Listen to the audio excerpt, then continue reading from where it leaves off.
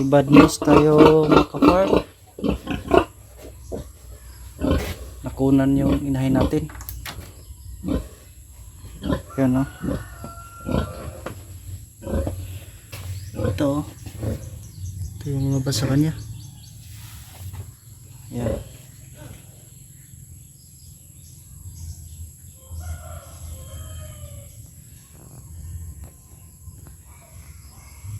One month old sana, kaso nalaglag. Ano kayang dahilan to?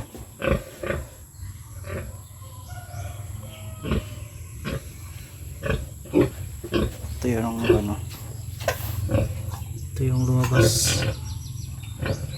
May ano na, may fetus na. Yan. Ayun o.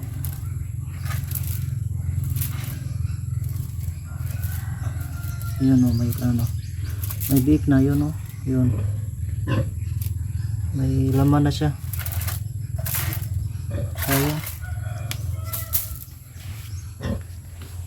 Ano kaya dahilan nito?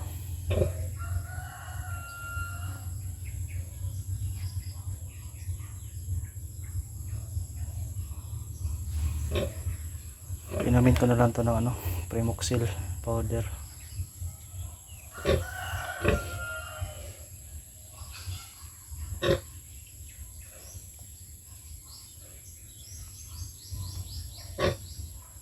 Nakapanghinayang kasi ano na, 1 month na sana siya eh.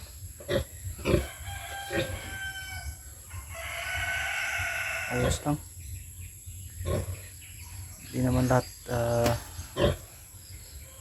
bigay sa atin ng Panginoon. So kailangan din natin pagdaanan to. Check natin kung ano ba laglag na. Okay ka lang. Okay lang.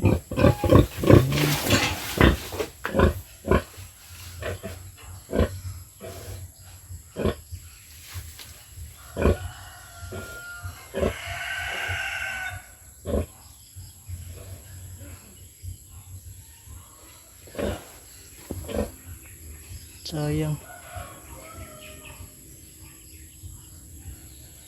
Mag-antay na naman tayo ng ano, 1 month.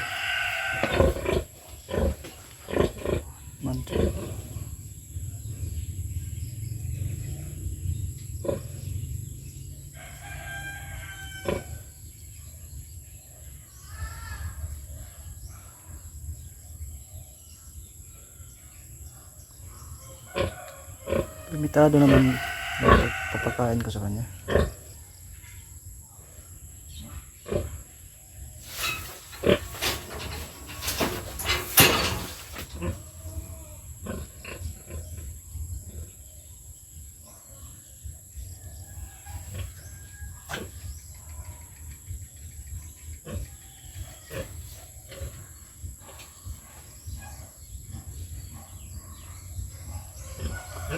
Uwi lang tayo next. Lagaan lang natin to, papakondisyon natin para next time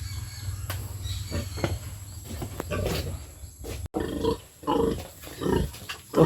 Antayin natin yung ano, 30 days na naman ulit bago maglandi ulit to.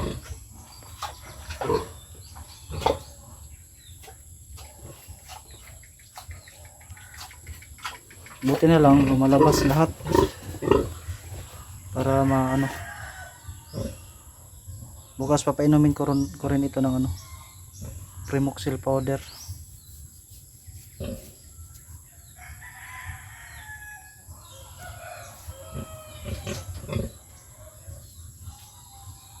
Kundi mag-ano ko bukas, injection.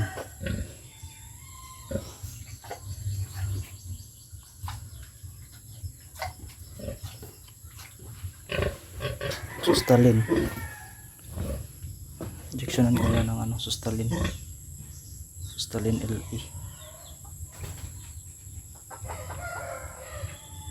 Or Alamycin.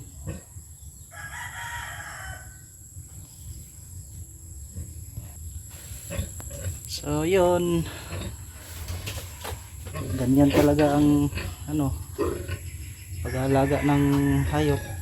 May failure, may success. So kailangan natin tanggapin kung anong bibigay sa atin ng Panginoon.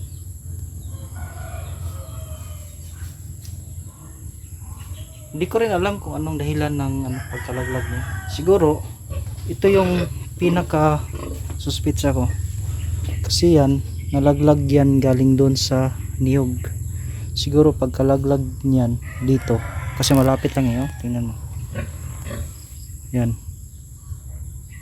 Kung sa Bisaya pa, nakuyawan, diba, kuratan, nabigla siguro, kaya yun. Isa yun sa dahilan na tinitingnan ko, yung pagkalaglag ng dahon ng niyog. Yan, nabigla to siguro.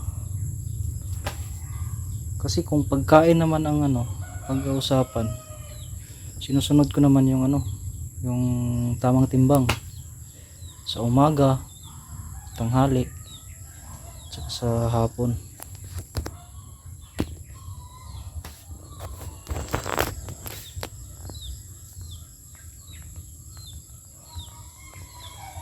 Tapos pinapaliguan ko naman siya araw-araw.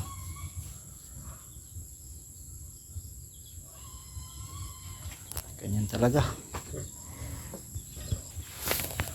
hindi araw-araw may Pasko. Night na, dito tayo sa baba. Bakbo, bakbo.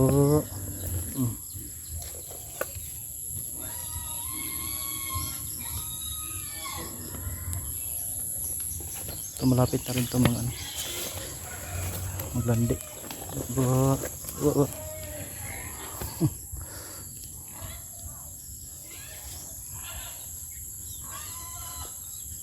Yan, tumaba na si baba natin, oh.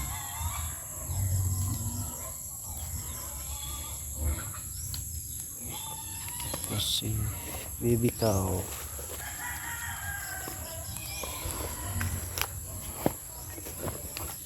Tapos yung mama cow natin. Pinatungan.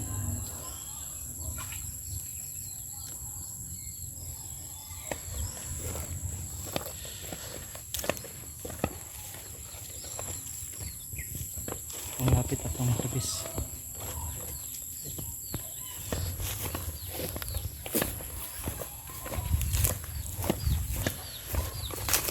Support muna tayo.